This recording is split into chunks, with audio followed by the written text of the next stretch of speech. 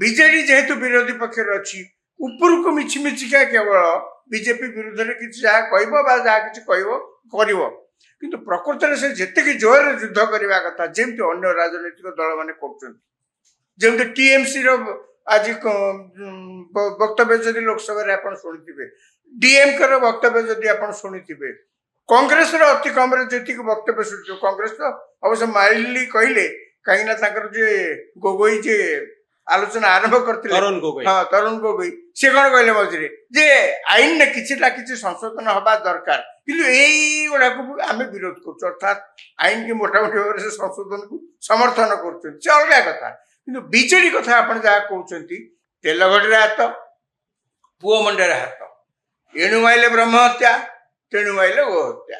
ସେଇଥିପାଇଁ ବିଜେଡି ସକାଳେ ଗୋଟିଏ କଥା, ସନ୍ଧ୍ୟାବେଳକୁ ଆଉ ଏଇ ଯୋଉ ଆପଣ କହୁଛନ୍ତି ସକାଳେ ଗୋଟିଏ କଥା ରାତିରେ ଗୋଟିଏ କଥା, ତ ଆଗକୁ କଣ ହବ ବୋଲି ଆପଣ ଭାବୁଛନ୍ତି? ଯଦି ଗୋଟେ କ୍ଲିୟର ଷ୍ଟାଣ୍ଡ ନ ନିଏ ବିଜୁ ଜନତା ଦଳ, ଆଇଦର ବିଜେପି ସହିତ ରହିବ ବା ବିଜେପି କୁ ବିରୋଧ କରିବ, इंडिया मेंटर सहित रहा एनडीए सहित रही गोटे क्लारिटी न रहे, आपण भावुना कि कांग्रेस सार फायदा नब बड़ बड़ एजिटेशन कर पूरा रियल अपोजिशन बोली रियल विरोधी दल बोली वास्तव में विरोधी दल काम कर प्रोजेक्शन नब एटा बीजे कांग्रेस को आगु नबारे साहाय्य करिवो। नहीं नहीं, कांग्रेस को आगु नबारे वर्तमान राजनैतिक स्थिति ओडिसा रे जहा अछि सेतरे कांग्रेस आगु को जीवार यथेष्ट सुजोग रही।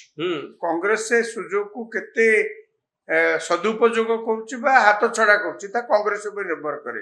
बीजेडी रे टिके बाट टिके सुविधा नै। नै नै, बीजेडी जदी गोटे क्लियर स्टैंड न नुए ता प्लेस को कांग्रेस पळेबार आशंका संभावना अछि। निश्चित भाबरे से कांग्रेस जीवार संभावना अछि। तार कारण हला बीजेडी बेसी किछि जोर भी कहि परिबोनी, काहे ना निज पाप एबे एबे करछन्ति ना, एबे एबे हाली रे से मान जाइछन्ति ना विरोधी पक्ष को, तो हठात कि ना जे कोनसे प्रसंग रे माने कि पार्टी न करी जदी किछि कहिबे संगे संगे अन्य माने ताकू आंगुठी देखै कहबे गोदरी रे गोड़ को देखे कहबेनी।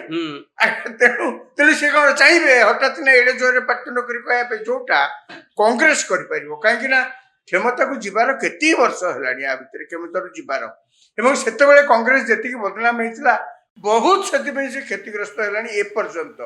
एबे कांग्रेस को समस्त आशा करते गोटे बड़ बलिष्ठ विरोधी दल भाव से निजक प्रतिपादित कर, किंतु कांग्रेस तो तांकर जहाँ कार्यक्रम जहाँ आम देखिले से कांग्रेस को से कहली सुजोग अच्छी, आपण सुजोग को केते हाथ छड़ा करछन्ति बा सदुपयोग करछन्ति। तो आपण जदी कह जाय राजाराम बाबू गोटे क्लियर स्टैंड कोंतु जे ए राजनैतिक स्थिति जहाँ वर्तमान सृष्टि होची बिजु जनता दल भविष्य कौन? बिजु जनता दल भविष्य एतरा किसी ठीक नुहे। कहीं तार कारण होची आपण नेता जी बिजु जनता दल नेता जी सी कौन सी समय आगू बाहरी किसी करुन सब अन्य लाउ हो करते। एबे वर्तमान देखो जहाँ से लाटेस्ट जहाँ लाउ होते सी गछ भी एक्चुअली एत बदनामिया गछ हो जाता मूल को कहीं जावाक राजी होना।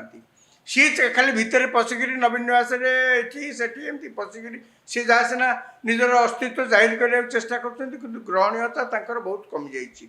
नेता मुख्य नेता नवीन पट्टनायक अवस्था आप देखिले सी गोटे बाहर गिरी अन्य राज्यर मुख्यमंत्री जी देखु सी बाहर गिरी कौन गोटे कहे गोटा प्रसंग कौन गोटे कहे विधानसभा खूब जोर कौन गोटा कहे भर से ताकत ना मुहर कि कहीपर ना फिजिकाली से फिट अच्छा कहवाई। ये सब गुड़ाक कथा देखिले आप देखिए जे बिजु जनता दल टी अनेक प्रकार असुविधा अच्छी। क्या लेकिन से आग को बढ़े बदनाम तो होती दल क्या नहीं बढ़े जहाँ उपर भरसा करते सी निजे तो ये बदनाम करेंगे कौन तथा पांड्यान पांड्यान दल चलाऊला पांड्यान सरकार मत चलाऊले एक नुहे जिते जी जहाँ समालोचना कले भी तांकर से जो पारिवार पणियाटा को केबे आप अस्वीकार करें। सरकारी कर्मचारी होकरी पांड्यान जदि सरकार चलाऊले पांड्यान जदि दल चलाऊले अन्य मैंने कौन करते सी बदनाम हो जाती से गचरू पत्र झड़ी जाइए थुंटा गछटा होकर ठिया ता मूल माने बुला गाईटा भी जावाक ना रास्ता मूल को छाई ठिया जानी छाई ना तेणु एमती परिस्थिति जनता बिजु जनता दल क्या आगे बढ़ो। एक बड़ प्रश्न राजाराम बाबू ये गोटे बड़ प्रश्न दोचकी बिजु जनता दल ଠିଆ ହେଇଛି। ଏବେ टीवी चैनल ब्रेकिंग न्यूज देउछि जे नवीन पट्टनायक उत्तराधिकारी खोजा चली। प्रकृत में नवीन बाबूंकर उत्तराधिकारी किए, किंतु ये जो हेडलाइन सब आसुची तार आउ गोटे दिग होउची जे उत्तराधिकारी खोजा जाए जमी हाथी सुना कलश धरिक जाउथिबो का मुंडरे पकईदेव ଯେମିତି ତାଙ୍କ ମୁଣ୍ଡରେ ପକେଇଥିଲା। तो गोटे न्याचुराल लीडरशिप रहा उचित। अर्थात जे जो माने वर्ष वर्ष धरी काम करुचंती, निजर शक्ति प्रदर्शन करुचंती, जो माने कैपेबल, जो माने दक्ष, से माने न्याचुराल वे रे प्राकृतिक उपाय रे जनकर आब्सेंस रे आउ जने लीडरशिप को ग्रहण करवा उचित। ए ट्रांसफॉर्मेशन टा गोटे इजी प्रोसेस हवा दरकार। हाथी सुना कलश धरी ढालिबा पद्धति आजिर दिन नुहे ये राजतंत्र समय। बहुत धन्यवाद राजाराम बाबू आपणकर मतामत पाई, बहुत धन्यवाद।